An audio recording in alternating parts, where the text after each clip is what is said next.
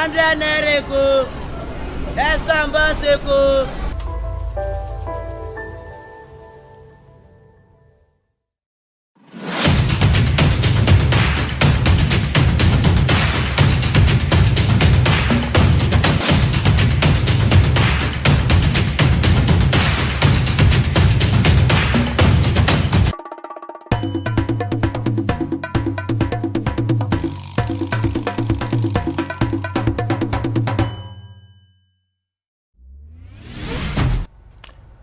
Good morning, viewers. You're welcome to the program Lagos This Morning, where we give you updates on recent happenings and also deliberate on topics in Lagos State and also across Nigeria.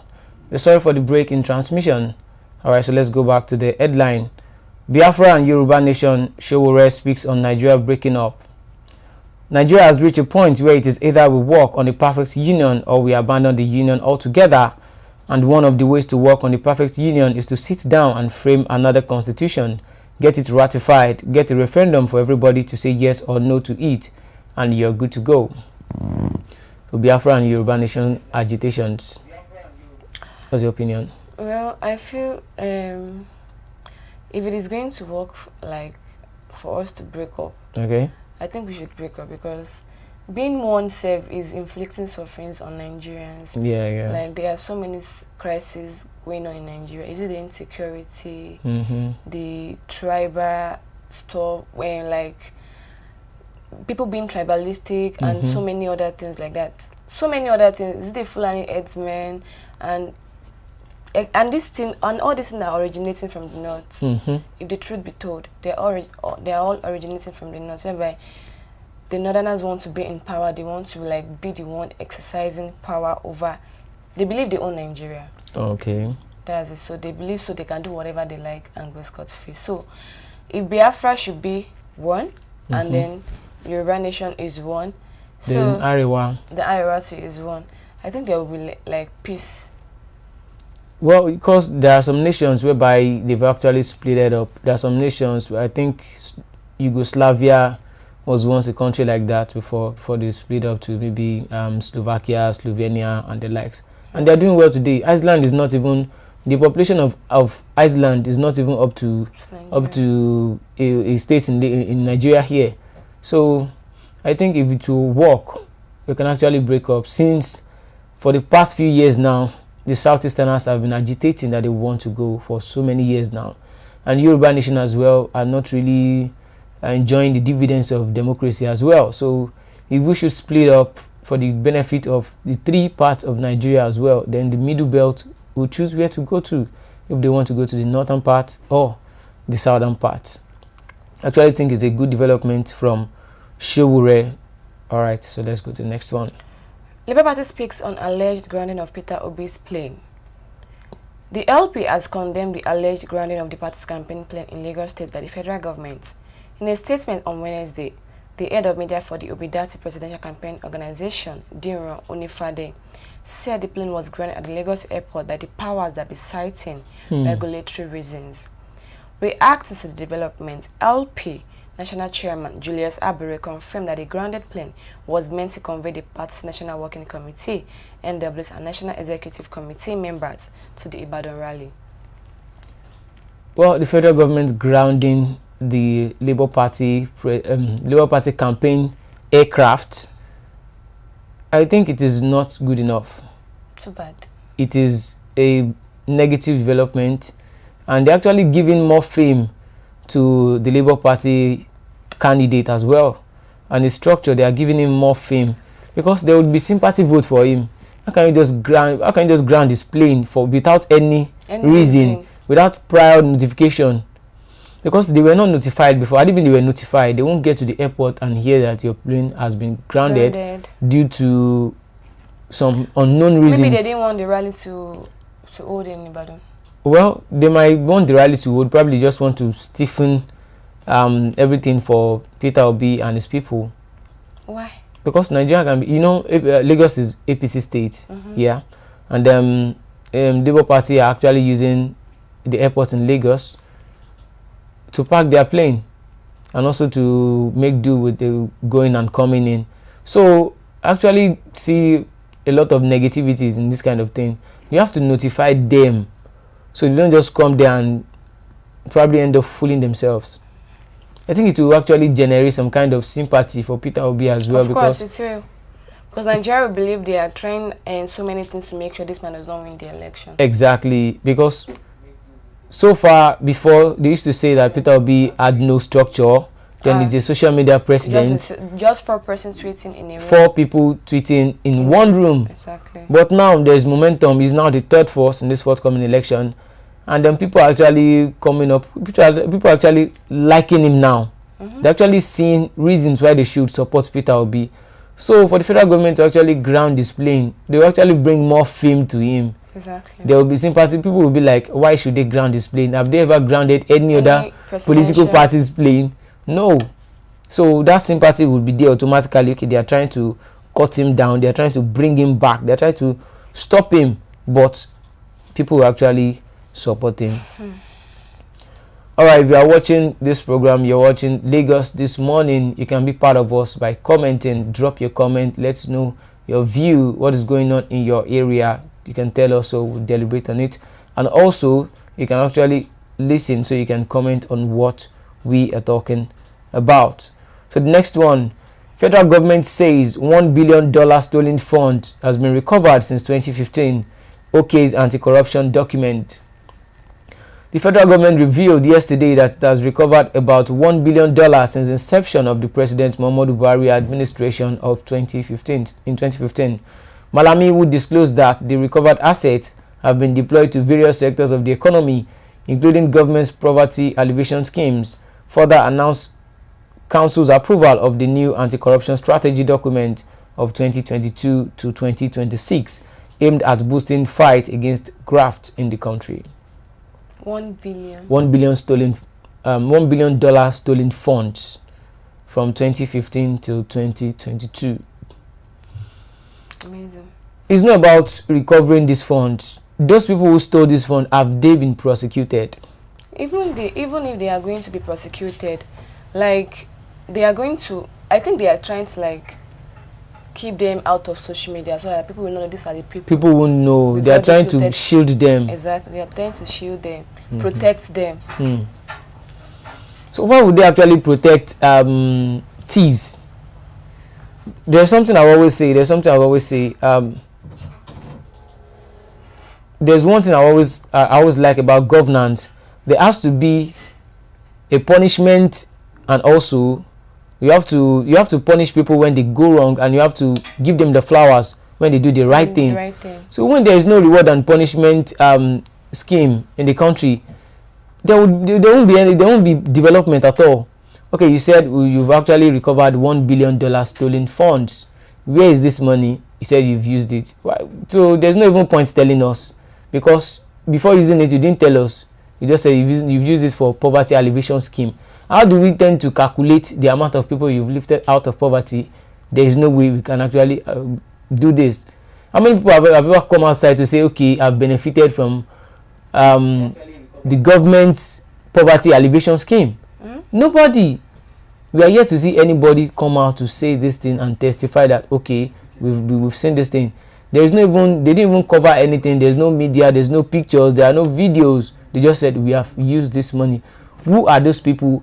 Give us the breakdown. Even if they had to release video, these governments are fond of forging so many things. They can bring out some set of people and be like, oh, say this and say this and they say this, we're going to give this amount of money. That's Nigerian government for you. Because actually I'm always about the details. I'm a detail-oriented person, whereby those people that stole this amount of money tell us, okay, Dr. So and so stole 50 million naira this time in this sector. Okay, we have recovered 40-something million naira. It will still bring so money. Give us the breakdown. How much did you got from Dezani's stolen funds? How much have you gotten? How much is she still holding? The Accountant General of the Federation, who stole about 80 million naira, 80 billion.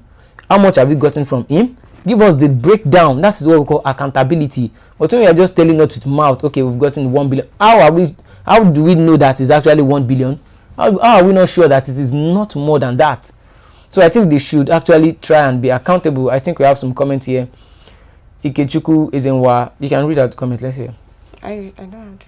Oh, yeah, Ikechukwu Ezenwa. Good morning, everyone from here. Good morning, Mr. Ikechukwu. Good morning, Mr. Ikechukwu. Gladys Oyabo, Nigeria, now yes, not good enough. You are absolutely correct on that.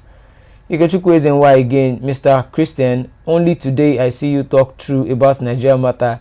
As you said about breakup, good to hear that from you. Actually, I'm not Mr. Christian. Mr. Christian is on the bystanders program. I am Olajide Taufik Olamide. Now, because it's like you are in one Nigeria, Mr. John Job, Lagos belong to Nigerians, not APC. Yes, Lagos belongs to Nigerians. Everywhere belongs to Nigerians. It is not about tribe or a space or because something else. Again, Mr. Christian, it is like you. Okay, sorry. All right, let's move on to the next one. Pa Adebanjo graces Obi's rally in Ibadan. The leader of the Yoruba socio-political organization, Pa Ayo Adebanjo, on Wednesday graced the Labour Party presidential rally in Ibadan, the Oyo State capital. The party's presidential...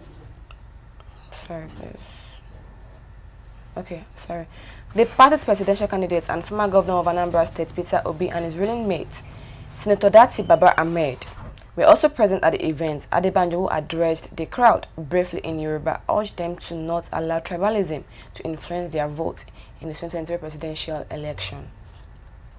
Yeah, I actually think it's a good development for someone like Pa Ayo Adebanjo, the leader of Afenifere, to grace Labour Party's campaign rally. The man used to say something. He said something that actually touched me. He's a non-Nigerian, he's 90 years plus, going to 100, and he said if the youth actually don't vote their conscience now, by the time the next government come into power, he said it's like he might be in his own grave by then. But the youth will actually be the ones to suffer, so they should actually come out and vote for their conscience. So I think it's a good development, it's a welcomed one from Pa Ayo Adebanjo, and it's to also, well, to some extent, lure some Yoruba people, because he said something like we shouldn't be tribalistic when it comes to election. And I've always said these things because there's actually one Yoruba man that I know very well. I wouldn't like to mention his name, probably he might be watching. This man is a diehard fan of one political party like that, and he does not even think logically when it comes to this 2023 election. It's always about the money. I once asked him one day, like, I told him, are you not tired of what is going on in this Nigeria? You know, this time around, you don't need to actually wait for... I told him, people who collected money in 2015, where is the money that they collected now? It's nowhere to be found. People who collected bag of rice in 2019, where is the rice now? It has actually finished. How much did they give these people? How much are they having now? During the COVID-19 pandemic, how much did they bring to your house? Nothing. Even the palliatives that was given to us, that was given to Nigerians, it was ordered. You can see stampede in Jos. Stampede happened in Jos and all over the country. In Lagos here, the warehouse that everything was kept, it was being burgled and people entered there and they carried everything. So I actually think Pa Ayo Adebanjo coming out to ask people not to vote via a tribal line or religion or something is actually a welcome development. We have more elders like this to come out, especially Yoruba. We Yorubas, we call ourselves Omoluabi, which means someone with an impeccable character, someone, a man of his word, a man of integrity. And when it comes to integrity, money can't buy integrity. When you have that character of integrity, you shouldn't be swayed with money or maybe threat or fear of anything. Even if they threaten your life, everyone is actually going to leave this world. Nobody is going out alive. So I actually think it's a welcome development. If other Yoruba leaders who have this spirit of integrity in them should actually come outside to actually say this as well. And also if you are Igbo or Hausa as well, nobody actually buys fuel for a lesser price because you are Yoruba. Okay, you just go to the filling station and say, I'm Hausa, so because of that, they should sell fuel for you for 65 naira per liter. No, or nobody actually buys bread. That's not For another price. Everyone buys at the same price. Mm-hmm. And it's being sold in the market. And I told this man too that if you are going out now, you step out of your house, there is more probability, there's a higher probability that if you want to enter a bike, you would have more Hausa people riding that bike than Yoruba or Igbo. And when you want to up on this bike, you don't ask this person, okay, are you Hausa? I can't enter your bike. No, because it is beneficial to you. You open a business, you don't say, okay, because you are Igbo, I'm a Yoruba businessman, Igbo should not patronize me. Or because this is Hausa person, don't be my partner. You see, then it is of your own benefit. So now that we are choosing our leader, we should apply that same rule to it as well. Why would I vote for someone because you speak my language? No. Even why am I speaking Yoruba? It is because I'm being born into a Yoruba family. If I'm being born in Borno State or maybe Benue State, I'll be speaking the language today. So why should we actually be too tribalistic or religious? You are being born into your family. That is why you are going to church or mosque. Majority of the people, that is the reason. So don't just be a fanatic or just, okay, because this is my brother. No, that is just my candid advice for everyone watching. So let's go on to the next one. Okay. What's the next one? Education not a scam, says Chinko Ekun. Singer Oladipo Olamide Emmanuel said, aka Shinko Ekun, has argued that education is certainly not a yardstick to achieving success in life. The 29-year-old able-god crooner in a tweet explained education is however necessary to navigate around life's phases, disagreeing the notion that it is a scam. Shinko Ekun also recommended that children be taught that beyond acquiring education to make a living, they can also use to explore their talents and skills. Well, before I would comment on that, Mr. Ikejuku Ezenwa said, sorry about that, but your voice sounds like Christian own. I can't believe you. You look like Mr. Christian, in fact, and even in voice. Now, wow, now really, that's so easy. So Chinko coming out to say that education is not scam. We actually see many people would say education, school na scam. He's trying to say like education is not a scam, but then it's still not the yardstick to success. To success as well. Is the truth. Yes. Because the education system in Nigeria right now is really, really messed up. Like the governments are toying with the education of the youth. Of course. Because and most of these people in government, they are sending their own kids abroad to go and get qualitative education which is very, very wrong. Why can't you allow your kids to also go through what the Nigerians are going through? So now you will go to the school now, get the certificate to get job is another wala. Of course. And you end up working under someone who is not even educated at all. Do you get me? Like you work and the pay you get is nothing to write home about. Yeah. So that's it. So in getting the education, there is this thing we call what is it called? Like to have a skill of your own. Yeah. A hand job. Is it hand job or a skill? A skill share to have a skill of your own. Fashion designers are getting a lot of money nowadays. Of course. Because they are coming up with creative fashion ideas whereby people are patronizing them, and this woman is really doing well in the fashion industry. Tony Lawani, she's representing Nigeria home and abroad. Yes. So it's like there are so many things aside from education. Education is not a scam, like Shinko Ekun said, but it is still not the yardstick to success. For you to be successful in this country that we are, you have to have a skill that you are very, very good at. Like you have to have a talent that you know that yes, so once I do this, like yes, I'm very, very sure I'm good on this part. But using education, thinking you can once you have secured the certificate, it is success. No. It doesn't work that way. It doesn't work that way. Well, I think the Nigerian government has actually put the youth in this mess. Yes, they have actually put the youth in this mess, because if you look at other countries, other developed nations, if you look at China and Germany, I always like to make a reference to Germany because one of my uncles is there, and he told me some kind of things whereby there are some people in Germany that they don't want to go to the school whereby they teach you, they write on the board, they teach you the theoretical aspect only. There are schools for those kind of people. whereby they teach you the technical aspect.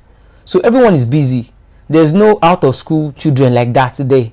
If you are not going to school that they will teach you the theory aspect, whereby they write on the board, you read and just assimilate, and you know, what do you call it, la cram la po. You can go to somewhere else whereby there are institutes whereby you learn a skill. There are schools in the US, schools in the UK whereby you learn skills there, and once you graduate from there, you are already useful for yourself. So I think the Nigerian, even Adamu came out this few months back to say he said he's a failure, and the Buhari administration gave him an award. So are we awarding failure or mediocrity? Because if he's I'm very sure he actually came out to say it's a failure. Of course. Because he was able to say that, like, seriously, education in Nigeria is actually a mess. And under him, it has been worse. It has been worse under him. So I just think maybe the next government... I was actually happy, like, this Chris Ngige was able to get a form of 100 million naira. To me, I think that man, Chris Ngige, he has been a thorn in the flesh of the education sector entirely. Exactly. That man is just nothing to write him about. Emmanuel Osodeke said, president. Chris Ngige hates education. Of course. Hates lecturers, he hates universities, and which is the truth. Those kind of people shouldn't even near seat of power at all. They shouldn't be in the government. That is the fact. That is the actual truth. Because developing nations spend more on research and education. Yeah. Most of the phones we are using here, they are being coupled by little children. Over there, little children that will say you just be teaching what you've taught our forefathers in 1980, 1990. You still use the same thing to teach us that this is 2022, for crying out loud. Whereby is now the IT age, copywriting, computer programming. How many institutions do we have in this Nigeria? How many tertiary institutions is based on IT? How many? Majority of them majority of these schools produce youth to look for employment. They don't actually produce employable youth. They don't produce business owners. Though I don't blame them when even the teachers, they are on salary. So there's this salary mentality in majority of the graduates. They have to probably bring up a scheme, or probably a subject, or a course, or an institution entirely. They should just revamp the education sector entirely, whereby when people graduate, they are not thinking of writing CV. They are thinking of writing proposals. They are thinking of partnerships, of starting businesses. That is the only way. Government can't just build factory everywhere and say people come. No. You have to invest in education, invest in people. Then how do they get the money back? Invest in these people. When people start their businesses, then you can tax them. They pay tax to the government where you've invested there before. They can't just start taxing people anyhow without. How can you just tax someone that is on the street looking for money for food to eat? It's not possible. Everyone will just turn to chaos. That's just the fact. All right, let's go to the last one here. CBN. People has been reacting since yesterday to the redesigning of the note. CBN. It said CBN use hypo bleach. Nigerians react as Buhari unveils new Naira note. Reactions have continued to trail the unveiling of new Naira note by President Muhammadu Buhari. The president on Wednesday unveiled the new 1,000 Naira, 500 Naira and 200 Naira as earlier announced by the Governor of Central Bank of Nigeria, Godwin Emefiele. However, reacting to the images of the Naira note currently making the rounds on all social media platforms, some Nigerians expressed disappointment on the new look. Several tweets who took to their Instagram handle and their Twitter handle tackled the federal government for only changing the color of the Naira note, saying they expected more changes. There's this designer.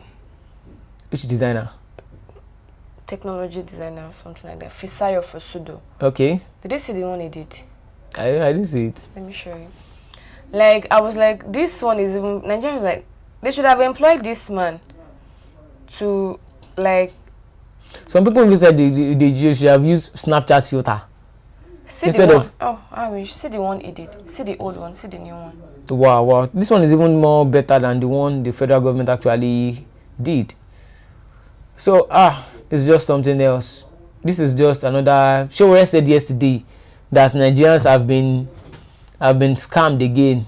They are just taking us for fool. They are taking us for a ride. You said you are redesigning the naira note. We expected more. We were expecting more.